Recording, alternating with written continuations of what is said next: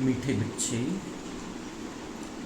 तुम पुरुषोत्तम संगम युगी ब्राह्मण अभी ईश्वर की गोद में आए हो।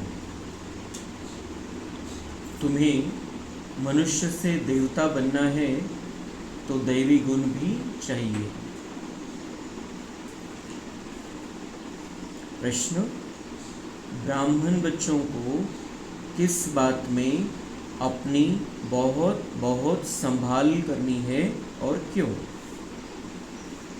उत्तर: सारे दिन की दिनचर्या में कोई भी पाप कर्म न हो, इससे संभाल करनी है, क्योंकि तुम्हारे सामने बाप धर्मराज के रूप में खड़ा है। चेक करो, किसी को दुख तो नहीं दिया। श्रीमत पर कितना % चलते हैं? रावण मत पर तो नहीं चलते, क्योंकि बाप का बनने के बाद कोई विकर्म होता है तो 1 का 100 गुना हो जाता है। ओम शांति। भगवान उवाच, यह तो बच्चों को समझाया गया है। किसी मनुष्य को या देवताओं को भगवान नहीं कहा जा सकता। यहाँ जब बैठते हैं तो बुद्धि में यह रहता है कि हम संगम युगी ब्राह्मण हैं।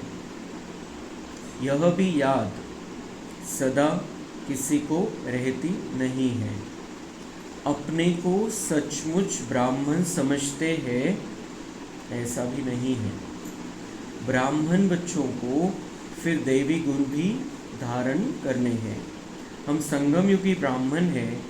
हम शिव बाबा द्वारा पुरुषोत्तम बन रहे हैं। यह याद भी सबको नहीं रहती। घड़ी घड़ी यह भूल जाते हैं कि हम पुरुषोत्तम संगम युगी ब्राह्मण हैं। यह बुद्धि में याद रहे तो भी अहो सौभाग्य। हमेशा नंबरवार तो होती ही है। सब अपनी अपनी बुद्धि अनुसार पुरुषार्थी है। अभी तुम संगम युगी हो, पुरुषोत्तम बनने वाले हो। जानते हो, हम पुरुषोत्तम तब बनेंगे जब अब्बा को यानी मोस्ट बिलीवेड बाप को याद करेंगे। याद से ही पाप नाश होंगे। अगर कोई पाप करता है तो उसका 100 गुना हिसाब चढ़ जाता है। पहले जो पाप करते थे तो उसका 10% चढ़ता था, अभी तो 100% चढ़ता है, क्योंकि ईश्वर की गोद में आकर फिर पाप करते हैं ना। तुम बच्चे जानते हो, बाप हमको पढ़ाते हैं पुरुषोत्तम सो देवता बनाने। यह याद जिनको स्थायी रहती है वह अलौकिक सेवा भी बहुत करते रहेंगे। सदैव हर्षित मुख बनने के लिए औरों को भी रास्ता बताना है। भल कहाँ भी जाते हो, बुद्धि में यह याद रहे कि हम संगम युग पर है। यह है पुरुषोत्तम संगम युग। वह पुरुषोत्तम मास या वर्ष कहते हैं। तुम कहते हो हम पुरुषोत्तम संगम युगी ब्राह्मण हैं। यह अच्छी रीति बुद्धि में धारण करना है। अभी हम पुरुषोत्तम बनने की यात्रा पर है। यह याद रहे तो भी मनमना भव ही हो गया। तुम पुरुषोत्तम बन रहे हो, पुरुषार्थ अनुसार और कर्मों अनुसार। दैवी गुण भी चाहिए और श्रीमत पर चलना पड़े। अपनी मत पर तो सब मनुष्य चलते हैं, वह है ही रावण मत। ऐसे भी नहीं तुम सब कोई श्रीमत पर चलते हो। बहुत है जो रावण मत पर भी चलते हैं। श्रीमत पर कोई कितना % चलते, कोई कितना, कोई तो 2% भी चलते होंगे। भल यहाँ बैठे हैं तो भी शिव बाबा की याद में नहीं रहते। कहाँ न कहाँ बुद्धि योग भटकता होगा। रोज अपने को देखना है। आज कोई पाप का काम तो नहीं किया, किसी को दुख तो नहीं दिया। अपने ऊपर बहुत संभाल करनी होती है, क्योंकि धर्मराज भी खड़ा है ना। अभी का समय है ही हिसाब किताब चुकतू करने के लिए। सजाएं भी खानी पड़े। बच्चे जानते हैं हम जन्म जन्मांतर के पापी हैं। कहाँ भी कोई मंदिर में अथवा गुरु के पास या कोई इष्ट देवता के पास जाते हैं तो कहते हैं हम तो जन्म जन्म के पापी हैं, मेरी रक्षा करो, रहम करो। सतयुग में कभी ऐसे अक्षर नहीं निकलते। कोई सच बोलते हैं, कोई तो झूठ बोलते हैं। यहाँ भी ऐसे है। बाबा हमेशा कहते हैं अपनी जीवन कहानी बाबा को लिख भेजो। कोई तो बिल्कुल सच लिखते, कोई छिपाते भी है। लज्जा आती है। यह तो जानते हैं बुरा कर्म करने से उनका फल भी बुरा मिलेगा। वह तो है अल्पकाल की बात, यह तो बहुत काल की बात है। बुरा कर्म करेंगे तो सजाएं भी खाएंगे, फिर स्वर्ग में भी बहुत पिछाड़ी को आएंगे। अभी सारा मालूम पड़ता है कि कौन कौन पुरुषोत्तम बनते हैं। वह है पुरुषोत्तम दैवी राज्य। उत्तम ते उत्तम पुरुष बनते हो ना। और कोई जगह ऐसे किसकी महिमा नहीं करेंगे। मनुष्य तो देवताओं के गुणों को भी नहीं जानते, भल महिमा गाते हैं परंतु तोते मिसल। इसलिए बाबा भी कहते हैं भक्तों को समझाओ। भक्त जब अपने को नीच पापी कहते हैं तो उनसे पूछो कि क्या तुम जब शांति धाम में थे तो वहाँ पाप करते थे? वहाँ तो आत्मा सभी पवित्र रहती है, यहाँ अपवित्र बनी है क्योंकि तमो प्रधान दुनिया है। नई दुनिया में तो पवित्र रहती है, अपवित्र बनाने वाला है रावण। तो कितने अलग अलग तरीके से बाबा रोज मुरलियाँ चलाता है। रोज की मुरली का जो बाबा की समझाने की पद्धति होती है वो अलग अलग होती है। बाबा आज हमें धर्मराज के रूप में समझा रहा है, बाप के रूप में समझा रहा है, टीचर के रूप में समझा रहा है, सद्गुरु के रूप में समझा रहा है। चारों रूपों में बाबा के आज की मुरली है। बाबा हमें खुशी भी देता है, हर मुरली के द्वारा हमें मार्गदर्शन करता है, मन को शांत कर देता है और साथ साथ महत्वपूर्ण बात सावधानी भी देता है, वार्निंग भी देता है। क्योंकि अभी साथ साथ धर्मराज का पार्ट भी चल रहा है।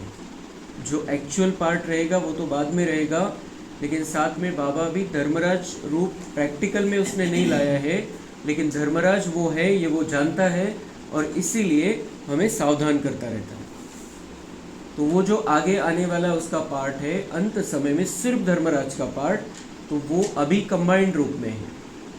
अभी तो कंबाइंड रूप में, अभी वो हमारा बाबा भी है, हमारा बाप है, शिक्षक है, सद्गुरु है, साजन है, सखा है। तो धर्मराज के साथ साथ वो इन सभी रूपों के साथ हमें तैयार कर रहा है, सावधानी दे रहा है धर्मराज के रूप में। आगे उसका सिर्फ धर्मराज का पार्ट रहने वाला है। वो फिर हमारा वो कुछ समय के लिए वो ये भूल जाएगा कि मैं इनका बाप हूँ, शिक्षक हूँ, सद्गुरु हूँ, सखा हूँ, साजन हूँ। क्यों भूल जाएगा? क्योंकि हमें घर ले जाना है, परम धाम ले जाना है, और परम धाम में पवित्र बने बिगर लेकर नहीं जा सकते हैं, इसलिए उसको हमें पवित्र बनाना पड़ेगा। तो अगर हम उसकी मत पर अभी नहीं चलते हैं, वो जो कहता है वो अगर हम अभी नहीं करते हैं तो फिर बहुत सज़ाएं खानी पड़ेगी। और जिनको सज़ा खानी पड़ेगी, बाबा कह रहे हैं कि वो जो दुनिया में क्या कहते थे पहले कि अगर कुछ पाप का काम किया, कुछ गलत किया तो सज़ा खानी पड़ेगी। बाबा कह रहे वो कहने के लिए कहते हैं, उनको पता नहीं है एक्चुअल में क्या होता है। संगम युगाच्या शेवटी बाबा जेव्हा येतो या धर्तीवरती, तेव्हा बाबा या सगळं जे ॲक्च्युअलमध्ये जे पाप पुण्याचं जे चक्र आहे, कर्माचा जो सिद्धांत आहे, त्याची गहराई आपल्याला बाबा समझाते।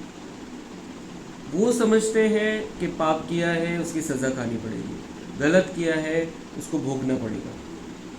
बाबा कह रहे इसका बहुत बड़ा रूप है, बहुत बड़ा रूप है इसका, कि अगर आप पाप करोगे, अगर आप गलत करोगे, अगर आप श्रीमत पर नहीं चलोगे तो उसकी सज़ा तो मिलेगी। यहाँ पर उसकी सज़ा तो भोगनी है। तो कर्म भोग के रूप में छुट्टू करेंगे, या डायरेक्ट कोई ऐसे अनुभव होगा कि हमें बहुत सज़ा मिल रही है, तो अलग अलग तरीके से यहाँ के लिए वो सज़ा मिलेगी। लेकिन जिनको ये सज़ा मिल रही है, जिन्होंने अपने संस्कारों को जो देवी संस्कार है वैसा नहीं बनाया है, तो उनका स्वर्ग में लेवल कम रहेगी। ये मेन सज़ा है और इसकी गहराई को समझना है। बाबा कह रहे हैं कि वो जानते ही नहीं है कि क्या होने वाला है। तो इसलिए बाबा ये चाहता है कि अभी हमारे संस्कार दिव्य होने चाहिए। अभी का जो जीवन है वो देवताओं जैसा होना चाहिए। तो वो प्रैक्टिस हो जाएगी, देवता बनने की प्रैक्टिस हो जाएगी, और जो पाप कर्म है वो भी नहीं होंगे, और पुराने जो पिछले जन्मों में किए हुए पाप कर्म है वो हम बाबा की याद में रहते हुए अभी चुकतू कर लेंगे। उसका हिसाब यहाँ ही खत्म हो जाएगा, फिर धर्मराजपुरी में उसका हिसाब नहीं देना पड़ेगा। ये बहुत महत्वपूर्ण सिद्धांत बाबा हमें समझा रहा है कि वो पाप किया उसकी सज़ा मिल गई, किसी ने खून किया उसको फांसी हो गई या फिर उसको जेल हो गई, उम्र कैद हो गई, वो सज़ा लिमिटेड सज़ा है। बाबा कह रहे वो सज़ा तो मिलती है ड्रामा में, लेकिन मुख्य सज़ा ये है कि आप देवतापन के लिए तैयारी नहीं हुए, आप उस लेवल तक अपने जीवन को लेकर ही नहीं गए। ये तो तात्पुरती सज़ा है, हदची सज़ा है। लेकिन ये हमें बाबा ये चाहता है कि 5000 वर्ष की सजाओं से मुक्त हो जाओ, जो बड़े रूप में बाबा दिखाता है। अगर आज कुछ गलत हो रहा है, अगर हम विकारों में पड़े हुए हैं, तो उसकी सजा 5000 वर्ष भोगनी पड़ेगी। 5000 वर्ष क्यों? 2500 वर्ष में तो दुख ही नहीं है सतयुग त्रेता में, लेकिन उसकी सजा क्या है कि हमारे लेवल बहुत कम रहेगी।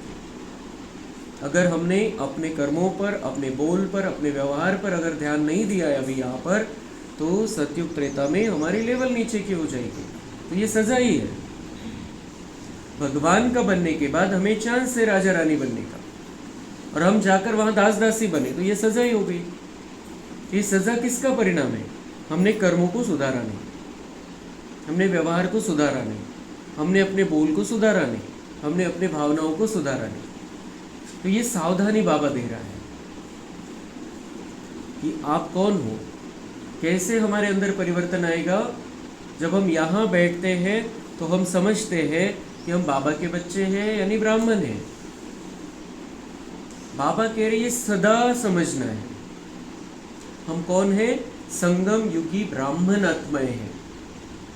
ये दिन भर में कंटिन्यू बुद्धि में रहना चाहिए। जो दुनिया में क्या कहते हैं, हमारी सेवा कैसे है, 24/7 म्हणजे आठवड्याचे 7 दिवस आणि 24 तास। तो वैसे हमारी ये स्थिति होनी चाहिए।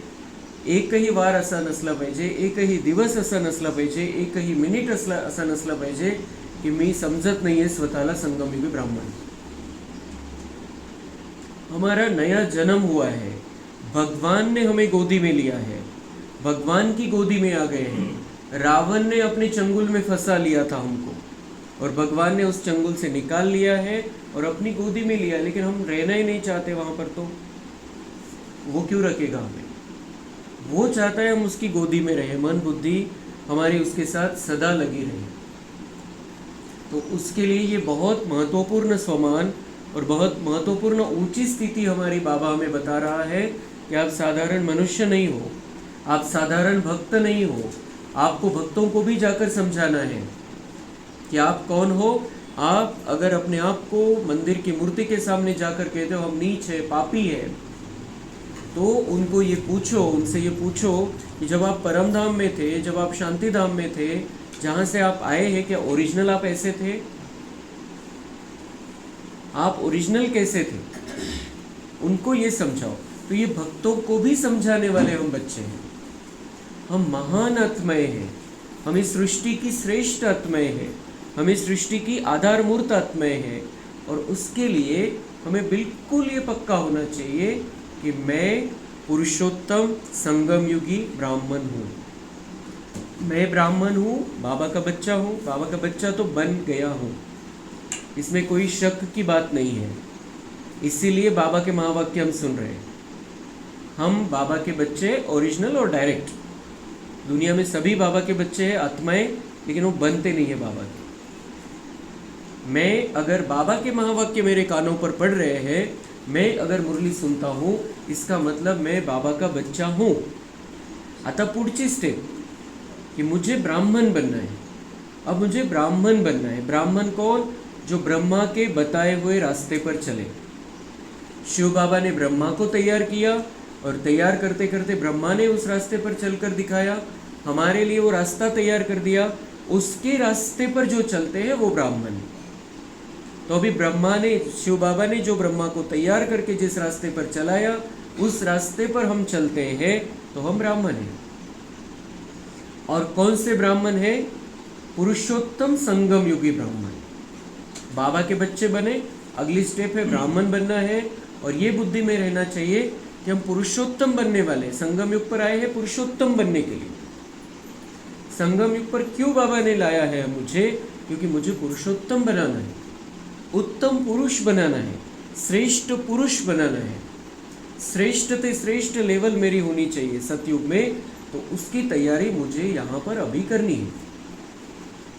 तो ये पहली स्टेप बच्चा बनना, फिर ब्राह्मणत्व लाना जीवन में, हाफ कास्ट ब्राह्मण से फुल कास्ट ब्राह्मण बन जाना, संपूर्ण ब्राह्मण बन जाना, अपनी कमी कमजोरियों को निकालते जाना। क्योंकि बाबा कह रहे हैं आप ज्ञानी आत्माएं हो तो आपका थोड़ा भी बहुत ज़्यादा पाप बढ़ जाएगा, उसका बन जाएगा। इसलिए अभी बहुत सोच समझकर हमें हर कर्म करना है। बहुत मीठी वाणी हमारी होनी चाहिए, जीवन हमारा बहुत श्रेष्ठ होना चाहिए। क्योंकि हमारा जो हम अच्छा करेंगे 1 का पदम गुना पाएंगे, बुरा करेंगे तो 1 की 100 गुना सजा में मिल सकती है। इसलिए ज्ञानी आत्माएं हैं, ये सदा बुद्धि में रहे मैं बाबा की गोदी में हूँ, सामने से बाबा मुझे देख रहा है और मुझे अपने आप को तैयार करना है। जो कुछ भी कमी कमजोरी हर एक में है, कोई भी परफेक्ट बना नहीं है, इसलिए यहाँ पर है। हर एक में कमी कमजोरी अपने अपने हिसाब से, और हर एक अपने आप को जानता है क्या कमी कमजोरी है। तो उस कमी कमजोरी को हमें दूर करते चलना है। और जो कुछ भी कमी कमजोरी है, बाबा कहते हैं मुझे अपनी कहानी सुना दो, अपनी जीवन कहानी, सच्ची जीवन कहानी सुना दो। हम बाकी कहानी तो बाबा जानता है, इस जीवन की कहानी भी बाबा जानता है। सिर्फ बाबा कहता है सामने से आके मुझे सुना दो, आपके दिल को खाली कर दो।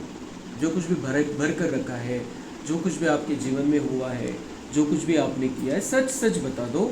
जो कुछ भी है वो तो अज्ञान काल था, तो उसमें जो कुछ भी हुआ है बाबा कह रहे मुझे बता दो, और अभी आगे के लिए सावधान रहो। तो हमें बाबा को अपनी कहानी सुनाकर अपने आप को परफेक्ट बनाने के रास्ते पर लेकर चलना है। फिर ऐसा नहीं कि तुरंत जो भी कमी कमजोरी एक दिन में ख़त्म हो जाएगी, लेकिन हम उस रास्ते पर तो चलें। उस रास्ते पर हम चलेंगे, हिम्मत का कदम उठाएंगे, तो बाबा हमें मदद करेगा। हजारों भुजाओं सहित वो हमें मदद करने के लिए बैठा है। इसलिए ये बिल्कुल हमें पक्का होना चाहिए, मैं पुरुषोत्तम संगम युगी ब्राह्मण हूँ और बाबा की गोदी में। 1 मिनट के लिए हम ये अनुभव कर सकते हैं।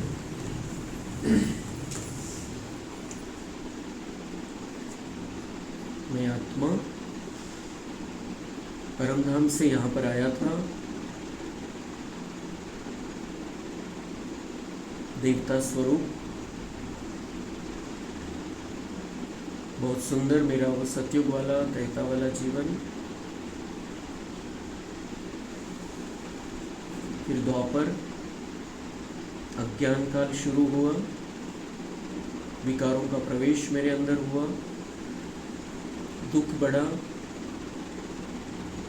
मैंने भगवान को ढूंढना चालू किया, मैं भक्त बन गया, पुजारी बन गया, और उसी समय से मेरी मंदिरों में पूजा भी होने लगी। मेरा पूज्य स्वरूप भक्तों ने स्थापित किया अलग अलग मंदिरों में। मैं आत्मा परमधाम वाली सत्युग में देवता रूप में, और फिर भक्तों के लिए उनकी इष्ट देव, ये मेरा पूज्य स्वरूप। फिर मैं कलयुग में आकर पहुंचा। द्वापर से लेके कलयुग तक 63 जन्मों का प्रभाव, और इस प्रभाव के साथ में जो कुछ भी मेरे अंदर था, कमी कमजोरी, लेकिन बाबा जब धरती पर आए उन्होंने मुझे पहचान लिया कि मैं परम धाम में उनके नज़दीक रहने वाली आत्मा हूँ, सतयुग वाली देवता हूँ, मैं भक्तों की इष्ट देव हूँ और उनका लाडला सिकेलदा बच्चा हूँ। उन्होंने मुझे पहचान लिया और अपनी गोदी में ले लिया। देखना है शिव बाबा ब्रह्मा बाबा के फरिश्ता रूप में भ्रुकुटी में विराजमान, मैं आत्मा भी फरिश्ता, लाइट का शरीर, बाप दादा का भी हड्डी मांस का शरीर नहीं, मेरा भी हड्डी मांस का शरीर नहीं, उनका भी लाइट का शरीर, मेरा भी लाइट का शरीर, और फरिश्तों का मिलन हो रहा है। मैं बाप दादा की गोदी में। अनुभव करना है मैं बाप दादा की गोदी में।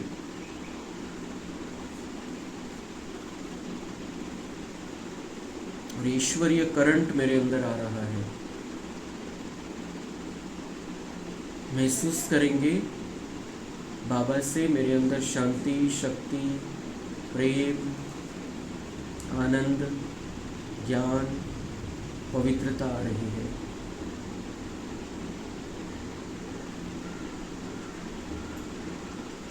सर्वगुण और सर्व शक्तियाँ बाबा मेरे अंदर भर रहे हैं। अब मुझे ये कभी भी नहीं भूलना है कि मैं बाबा की गोदी में हूँ। बाबा ने मुझे अपना बना लिया है।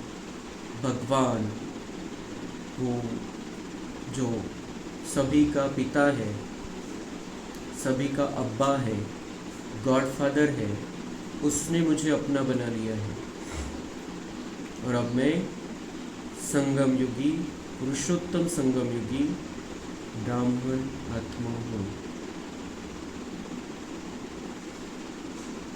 आज से लेके मेरे संपूर्ण जीवन भर तक मुझे ये बात कभी भी नहीं भूलनी है कि भगवान ने मुझे अपनी गोदी में लिया है और मैं पुरुषोत्तम संगम युगी ब्राह्मण हूँ।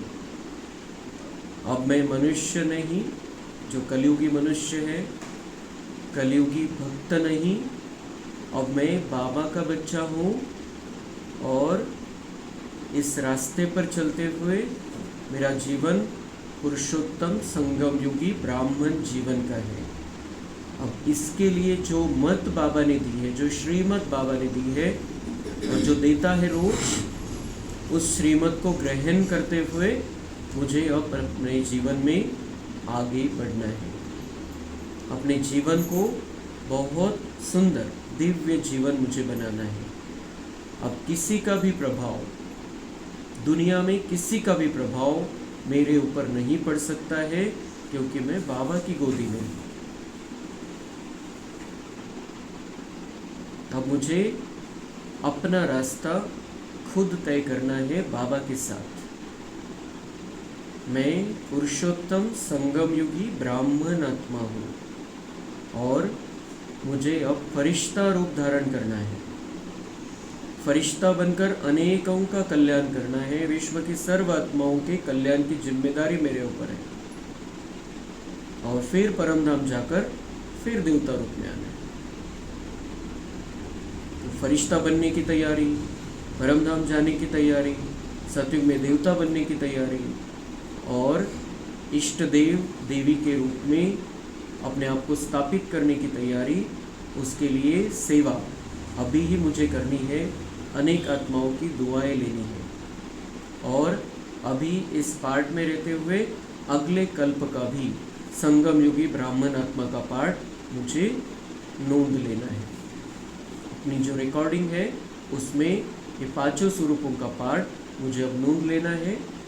यही वो समय है जब मैंने पिछले कल्प में अपना भाग्य बनाया था। चाहे जल्दी आए हैं, चाहे लेट आए हैं, अभी संगम युग पर, लेकिन पिछले कल्प में भी जब मैं आया था तभी इसी कल्प में आया हूँ, और मुझे अब जितना भी समय बचा है उसका पूरा फ़ायदा उठाना है। पुरुषोत्तम संगम युगी ब्राह्मण बनकर अब मुझे देवता बनना है, अपने आप को देवता बनाना है, और इस आज के जीवन को सेवा का जीवन बनाते हुए आगे चलना है।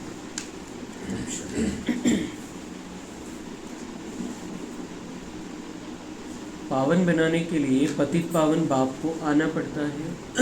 इस समय देखो कितने ढेर मनुष्य हैं, कल कितने होंगे, लड़ाई लगेगी, मौत तो सामने खड़ा है, कल इतने सब कहाँ जाएंगे, सबके शरीर, और यह पुरानी दुनिया विनाश होती है।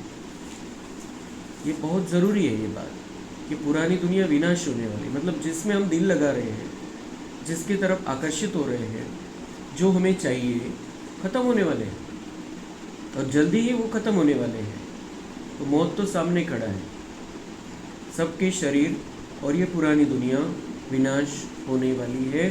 तो मिटने वाली इस दुनिया में दिल क्यों लगाना है? गंदी दुनिया में, जो छीछी दुनिया हो गई है, विकारों से भरे हुए हैं, उनमें दिल क्यों लगाना है?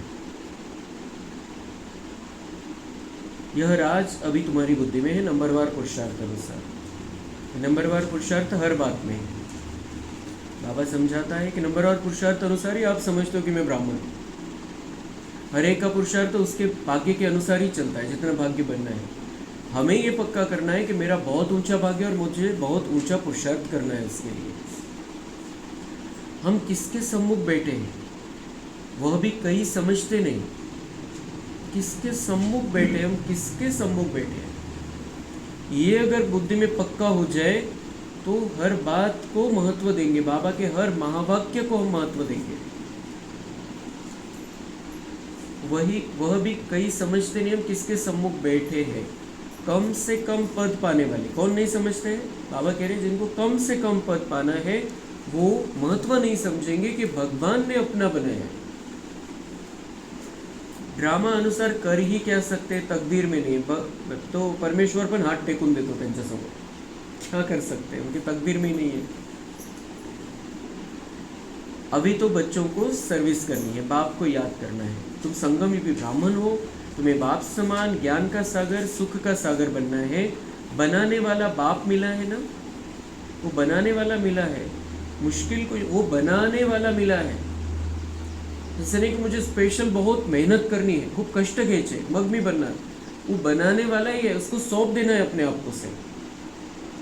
तो दगड असतो, तो दगड संपूर्णपणे समर्पित होऊन जातो जसं काही, आणि म्हणून मूर्तिकार त्याच्यामधून मूर्ति घडवू शकतो खूप सुंदर। तो ऐसे वो बनाने वाला मिला है, हमें देवता बनाने वाला मिला है। हमें क्या करना है? सिर्फ उसको अपने आप को सौंप देना है, उसकी गोदी में रहना है, वो बना देगा हमें। कैसे बनाएगा? ज्ञान का सागर, प्यार का सागर, उसके जैसा बना देगा।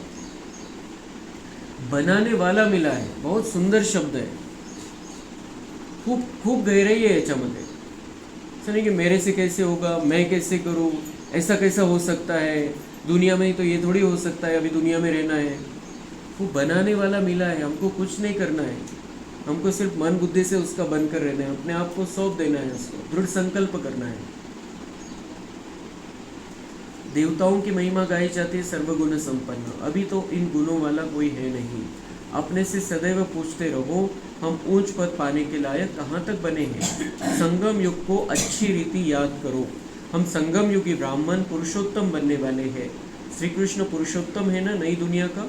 कई बच्चे जानते हैं हम बाबा के सम्मुख बैठे हैं, तो और ही जास्ती पढ़ना चाहिए। किसके सम्मुख बैठे हैं, किसके महावाक्य सुन रहे हैं, कितना महत्व देना चाहिए पढ़ाई को। वो पुरुषोत्तम बनाने वाला है। श्री कृष्ण को भी उसने पुरुषोत्तम बनाया, श्रेष्ठ बनाया, हमको भी बना रहा है। श्री कृष्ण ने भी यही मुरलियाँ सुनी है, उसके मुख के द्वारा बाबा ने सुनाई, तो सबसे पहले तो उसने सुनी है। और श्री कृष्ण बनने वाली आत्मा है, राधा बनने वाली आत्मा है, उन्होंने तो अव्यक्त मुरलियाँ भी नहीं सुनी है। बाबा के महावाक्य जो 69 के बाद चले हैं, उन्होंने तो वो मुरलियाँ भी नहीं सुनी है। ब्रह्मा बाबा ने, मतलब वो उसकी उस हिसाब से अपने जीवन को बनाना है, धारणा करनी है, तो कुछ ज़रूरत ही नहीं पड़ी हो। मम्मा तो 1965 तक मतलब अव्यक्त मुरलियाँ 4 साल के बाद शुरू हुई, उसके पहले ही संपूर्ण बन गई। तो कितनी गहराई है साकार मुरली में भी। जो बाबा की रोज की मुरली चलती है उसमें कितनी गहराई है। फिर उसी के आधार से ही राधा कृष्ण बने हैं। ऐसा नहीं कि बहुत बहुत सालों साल तक उनको अभ्यास करना पड़ा। हर एक का अपना अपना पार्ट है। तो हमें तो सब कुछ मिल रहा है, साकार भी मिल रही है, अव्यक्त मुरली भी मिल रही है, बड़े वरिष्ठों के अनुभव भी है, सब कुछ प्राप्त हो रहा है। उनको तो ये कुछ भी नहीं था, फिर भी संपूर्ण बने। क्यों? क्योंकि एक बाबा पर निश्चय, बाबा का हाथ पकड़ा है, बाबा पर समर्पित हो गए और अपना जीवन बदल लिया, अपने सोचने का तरीका बदल लिया, अपने आप को कलयुग के प्रभाव से पूरी रीति से मुक्त कर लिया, अपने आप को जो भक्ति का प्रभाव था उससे पूरी रीति से मुक्त कर लिया। इसलिए ये आत्माएं नंबर 1 में चले गए। तो हमें भी, हम जब से बने हैं बाबा के, और जब से हमें रियलाइजेशन हुआ है, जब से पक्का हो गया है कि यही रास्ता है और यही ही एक ही रास्ता है, यही सही रास्ता है जो मुझे पुरुषोत्तम बनाएगा, जो देवता बनाएगा, जो मुझे सजाओं से मुक्त करेगा, तो क्यों नहीं इस रास्ते पर चलना चाहिए? फिर क्यों इधर उधर गलियों में भटकना है? हम सो पूज्य हम सो पुजारी, यह मंत्र है बहुत अच्छा। हम ही पूज्य थे, हम ही पुजारी बने, बाबा फिर से हमें पूज्य बना रहा है। उन्होंने फिर आत्मा सो परमात्मा कह दिया है। हम सो पूज्य हम सो पुजारी, और वो कहा की बात कहाँ लेकर गए, वो आत्मा सो परमात्मा कहने लगे। आत्मा तो परमात्मा कभी बन नहीं सकती है। परमात्मा का पार्ट फिक्स है, वही परमात्मा है। आत्माओं का पार्ट फिक्स है, वो अपने अपने पार्ट में आने वाले हैं।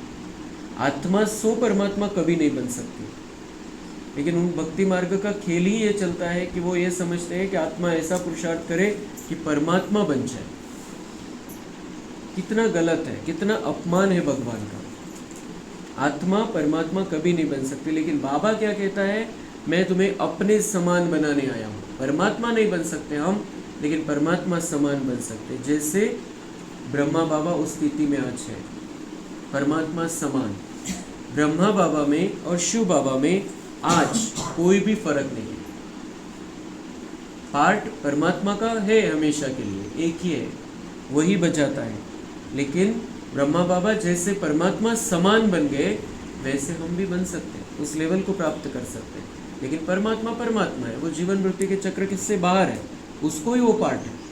इसलिए आत्मा कितना भी कुछ भी कर ले, परमात्मा बन नहीं सकती। और ऐसे नहीं कि 24 परमात्मा बन जाएंगे, या 6 परमात्मा बन जाएंगे, या 8 परमात्मा बन जाएंगे, या 100 परमात्मा बन जाएंगे। परमात्मा परमात्मा है, वो एक ही है, और सर्वोच्च एक ही होना चाहिए। तो आत्मा कभी परमात्मा नहीं बन सकती। सिर्फ ऐसा है कि बाबा हमें उसके जैसा बना देता है, और वो कहता है अपने से भी ऊंचा मैं तुमको बनाता हूँ, क्योंकि बादशाही मैं तुमको देता हूँ दुनिया की, मैं नहीं करता हूँ, इसलिए तुम मेरे से भी ऊंचे बन जाते हो पार्ट के हिसाब से, नीचे के। लेकिन जो लेवल है, जो स्थिति है, उस हिसाब से परमात्मा परमात्मा है सदा के लिए। तो उन्होंने फिर आत्मा सो परमात्मा कह दिया है। जो कुछ बोलते हैं बिल्कुल रॉन्ग, जो कुछ बोलते हैं बिल्कुल रॉन्ग, भगवान कह रहा है। तो भगवान ने आकर जो बातें हमने सुनी है, जे काही आपण ऐकलेले भक्ती मार्गामध्ये, त्याच्यावर आता फुली मारलेली आहे। गलत सुनते हैं। हम पवित्र थे, 84 जन्म चक्र लगाकर अब ऐसे बने हैं। अब हम जाते हैं वापस, आज यहाँ कल घर जाएंगे। हम बेहद बाप के घर में जाते हैं। यह बेहद का नाटक है जो अभी रिपीट होना है। बाप कहते हैं, देह से देह के सब धर्म भूल अपने को आत्मा समझो। अभी हम इस शरीर को छोड़ घर जाते हैं, यह पक्का याद कर लो। हम आत्मा है, यह भी याद रहे, और अपना घर भी याद रहे, तो बुद्धि से सारी दुनिया का संन्यास हो गया। कितनी बड़ी बात बाबा कह रहा है। संन्यास करने के लिए कोई हठयोग करने की ज़रूरत नहीं है। संन्यास, सच्चा संन्यास क्या है? अपने आप को आत्मा समझना और अपने घर को याद करना। जहाँ से आए हैं उस घर को याद करना, और तो बुद्धि से सारी दुनिया का ऑटोमेटिक संन्यास हो गया। क्योंकि आत्मा का मन अपने घर में लगा हुआ है, तो दुनिया से मन टूटा हुआ है, तो वो संन्यास हो गया। शरीर का भी संन्यास तो सबका संन्यास। संन्यास कौन सा? शरीर का भी संन्यास। मैं आत्मा परमधाम में हूँ, बाबा के साथ में, तो शरीर का भी संन्यास कर लिया हमने। आत्मिक स्थिति बनाकर रखनी है तो शरीर का भी संन्यास, तो अपने ही शरीर का संन्यास, तो ऑटोमेटिक सबका संन्यास हो गया। उसके लिए कोई हठयोग की जरूरत नहीं, कोई घर छोड़कर भागकर जाने की, हिमालय में जाकर तपस्या करने की जरूरत नहीं है। कितनी ऊंची लेवल की बात बाबा सुना रहा है। संन्यास क्या है? अपने आप को आत्मा समझना, अपने घर को याद करना, अपने शरीर का संन्यास तो सबका संन्यास। वह हठ योगी। कोई सारे सृष्टि का संन्यास थोड़ी करते हैं, उनका है अधूरा। बाबा कह रहे हैं वो तो घर छोड़कर जाते हैं, घर का संन्यास करते हैं, लेकिन फिर उधर अपना नया संसार बना लेते हैं। भक्ति का संसार, शिष्यों का संसार कुछ अलग ही चलता है। तो बाबा कह रहे हैं वो अधूरा संन्यास है। तुमको तो सारी दुनिया का त्याग करना है। हम तो जहाँ रह रहे वहाँ रह रहे, त्याग बुद्धि से सारी दुनिया का करना है। अपने शरीर का भी बुद्धि से त्याग करना है। शरीर तो गाड़ी है, मशीन मिली है मुझे।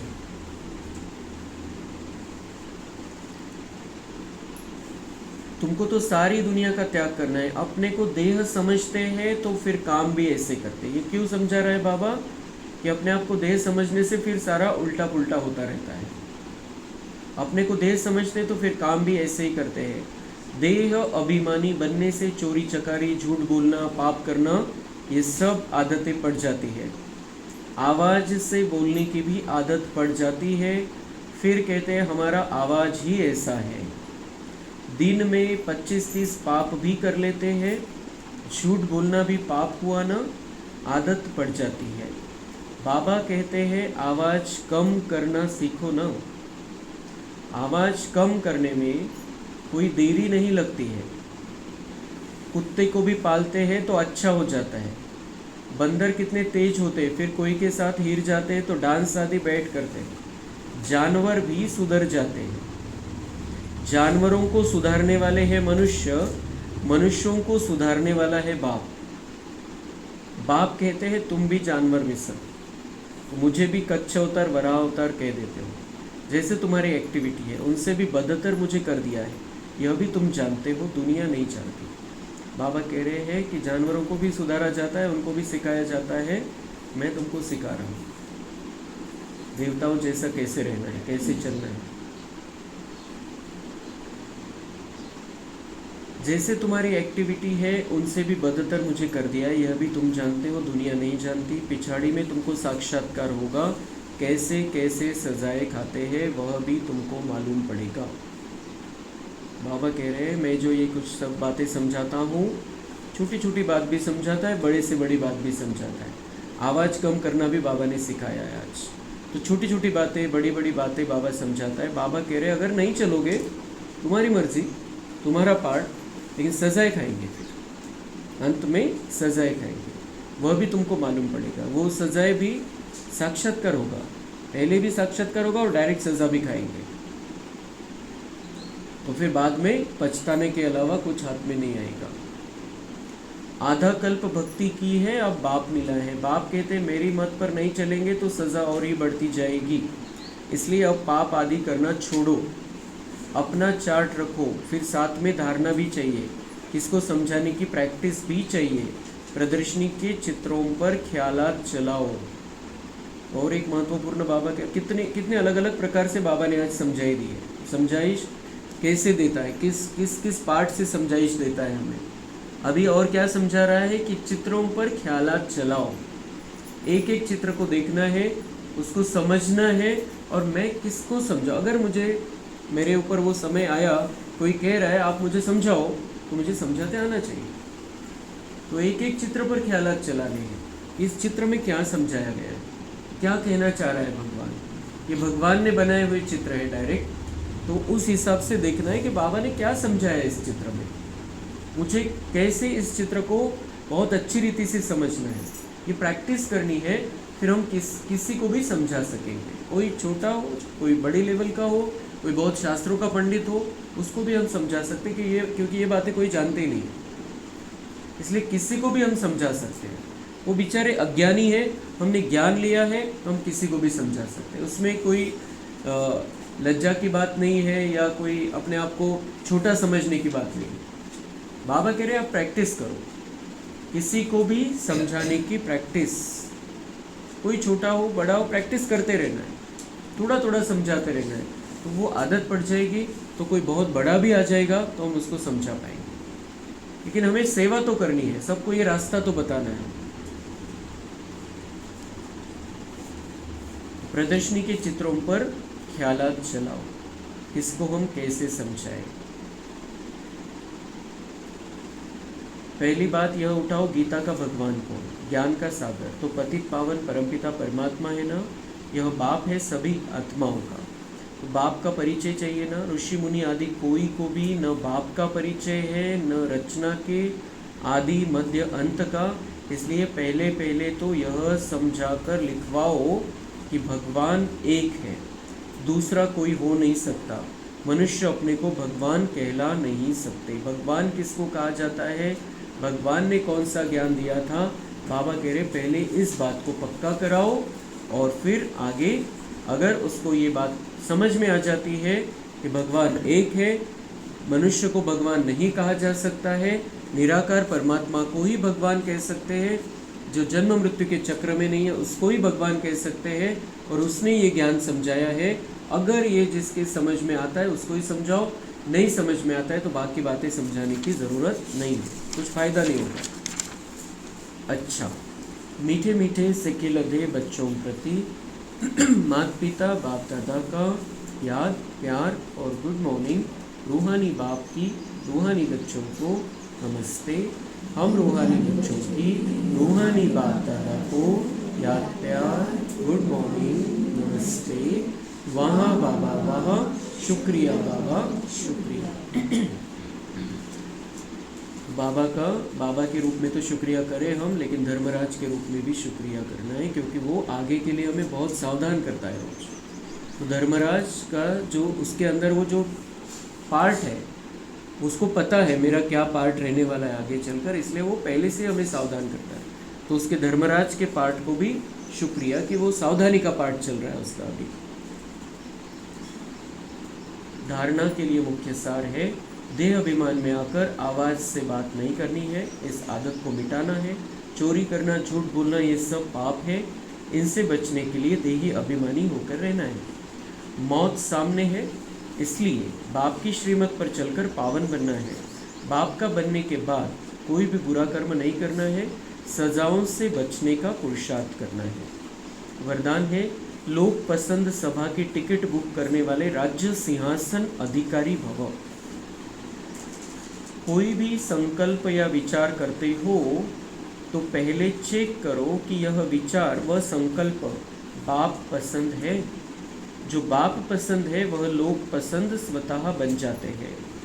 यदि किसी भी संकल्प में स्वार्थ है तो मन पसंद कहेंगे, और विश्व कल्याणकारी है तो लोक पसंद व प्रभु पसंद कहेंगे। लोक पसंद सभा के मेंबर बनना है, अर्थात लॉ एंड ऑर्डर का राज्य अधिकार व राज्य सिंहासन प्राप्त कर लेना। तो बाबा कह रहे हैं, स्वार्थ अगर किसी विचार में है तो हम क्या कैसे हम मन पसंद अपने आप को जो अच्छा लग रहा है वो कर रहे हैं, तो क्या हो गया, स्वार्थ। मन पसंद नहीं, बाबा कह रहे हैं अभी आपको प्रभु पसंद बनना है और लोक पसंद बनना है। तो उसके लिए बाबा जो कहते हैं वो करना है। ज्ञान, योग, धारणा, सेवा, चारों विषयों में आगे जाना है। तो हमें कौन सी सभा में स्थान मिलेगा, लोक पसंद और प्रभु पसंद, और जो प्रभु पसंद और लोक पसंद संगम युग में बन जाते हैं वो विश्व राज्य अधिकार का सिंहासन प्राप्त कर लेते हैं। बाबा म्हणताय की त्या जे लोकसभेमध्ये येण्यासाठी किती मेहनत करतात, ते खासदार बनण्यासाठी करोडो रुपयांचा चुराडा करतात, किती मेहनत घेतात त्या खासदारकीसाठी। इथं बाबा म्हणताय की तुम्हाला लोकसभेमध्ये नाही, लोक पसंद सभेमध्ये यायचं आहे, प्रभू पसंद सभेमध्ये यायचं आहे, त्या ग्रुपमध्ये सामील व्हायचं आहे जो ग्रुप बाबांना आवडतो, ते त्या सभेमध्ये सामील व्हायचं आहे जी सभा बाबांना आवडते। वैसे सभा में आने के लिए विश्व कल्याण का हमारे अंदर वो भावना होनी चाहिए, उस तरीके के संकल्प होने चाहिए, वैसा ही कर्म होना चाहिए। तो अगर हम विश्व कल्याण का कार्य करते रहेंगे तो हम लोक पसंद प्रभु पसंद यहाँ पर संगम युग में बन जाएंगे और विश्व राज्य अधिकार सतयुग में हमारे हाथ में आएगा। स्लोगन, परमात्मा साथ का अनुभव करो तो सब कुछ सहज अनुभव करते हुए सेफ रहेंगे।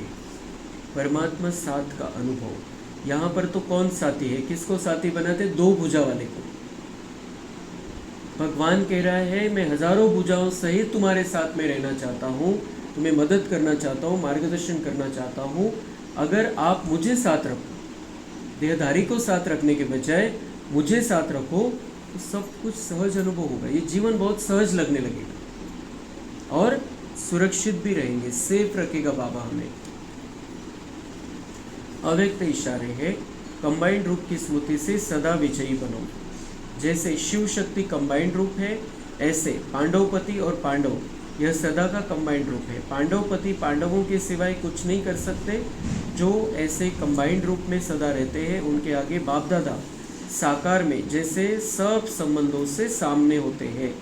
जहाँ बुलाओ वहाँ सेकंड में हाजिर, इसलिए कहते हैं हाजिरा हजूर।